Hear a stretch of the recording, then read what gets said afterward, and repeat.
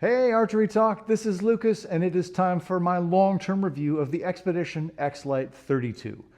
Over the past couple of years, it's kind of been fun to see how the XLite series grows and evolves, and today there are 5 different iterations in that lineup ranging from 29 inches to 35 inches in axle to axle length. This one here is the newest member of the family at 32 inches and it has got a lot going on for it. Before we dig into those details, let's talk specs.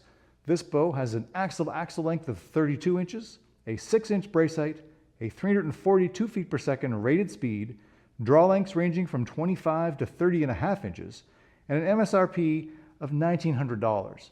It's also got a weight of only 3.8 pounds, and that really comes down to the Magnite riser. So that is a ridiculously low bow weight for any alloy type bow, and Magnite really helps move that to another level. According to Xpedition, Magnite is 30% lighter than aluminum. It is super strong, and it really completes the whole package over here. It is also the reason the bow costs $1,900. Magnite is an expensive material to work with. Not a lot of manufacturers are doing it. Xpedition was the first one to jump on board with that, and so they are kind of the leaders in this. So there's a price to be paid for having a kind of a premium material like that. Basically, they're pricing this like a carbon bow, and that's because it's the same weight as a carbon bow. So it's slightly different features. Maybe as far as durability goes, you probably want an alloy bow if that's your number one concern. But it doesn't kind of protect your hands from heat and cold like carbon would. Just the nature of the game, you've got to pick what means the most to you. And the lightweight riser on here really does feel fantastic in the hand. It does feel like you're holding a carbon bow when you consider just how lightweight this whole package is. Other features include the XB32 cams, and these come with 2 different modules that cover the entire draw length range, so you can find one that's going to fit you just fine. It also comes with dual cable stops, which end up providing a pretty solid back wall. Again, I'm a proponent of a cable stop over a limb stop. That's just my preference. I do like the tiniest bit of give, and the cable stops do provide that, but I would say these are as solid as any cable stop bow I have tested this year. Also new is a Picatinny sight mount. That's the first time I've seen that on an Xpedition, and I'm taking advantage of that this year with this HHA sight I've got on here. For the past couple of years, I've been really blown away by the fit and finish of the Xpedition XLite series. As far as I'm concerned, they make the nicest looking finishes of anybody in the industry. And for 2 years running, I've named an Xpedition bow the winner of the fit and finish category in my shootouts. I just think they look great. This bow, again, is a darker finish on here. And so the limbs match the riser, match the cams, match the roller guard, match the stabilizers. They kind of make it all look the same and kind of one tone, if that's the kind of thing that you like. I really like how that looks. Last year I had more of an earth tone riser on here. Looked truly fantastic with the strings that matched it and everything else. They're making these bows look better than anybody else, at least in my opinion. The XLite 32 also has my favorite grip of the year, just as it was last year. Xpedition came out with a new grip, I think last year on the XLite series, and they offer you 2 different grip plates on here. There's a 19 degree and a 17 degree. You can kind of choose which grip angle feels the best to you.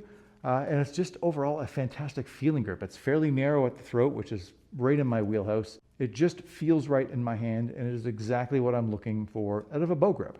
When it comes to shooting this bow, I tested for speed with this bow set up at 70 pounds of draw weight, 30 inches of draw length, and using a 350 grain arrow. And this one finished at 325 feet per second.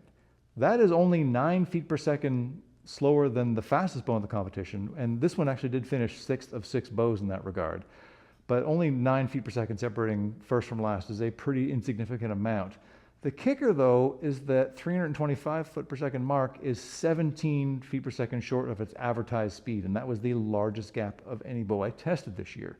Again, I don't know why it's coming out that much lower than the advertised speed. This happens from time to time with some manufacturers and some bows. Not my favorite outcome that I've seen from Xpedition, but that's such as life. The bow is still plenty fast for me. It's maybe not my favorite draw cycle of the bows I tested this year. It's a little bit stiff and maybe a little bit aggressive feeling at full draw, maybe not quite as much valley as I would like out of a bow, but overall the length leads to a fairly stable feeling platform. I just have to be more conscious to pull through my shot Otherwise, I'm going to pay the price, which happens on, usually 2 or 3 bows a year kind of get me like that if I don't have the valley and let off I'm looking for. But I don't think I wouldn't call that a negative on the bow.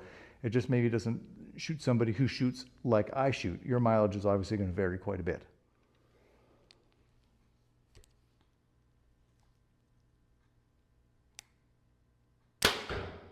With how well the bow shoots and how fantastic it looks and how great the grip is, there's not really a lot I don't like about the bow.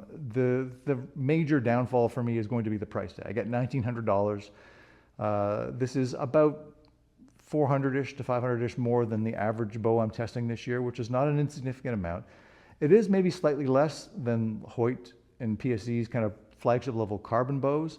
So there is some bonus in that regard, but it is still a lot of money to pay for a hunting bow. I am perfectly aware of that. But the good news is there's lots of other more reasonably priced bows out there. I think even Xpedition has some offerings for you, not in the XLite lineup, that you can consider if you want the same kind of Xpedition feel and performance with just a slightly lower price tag.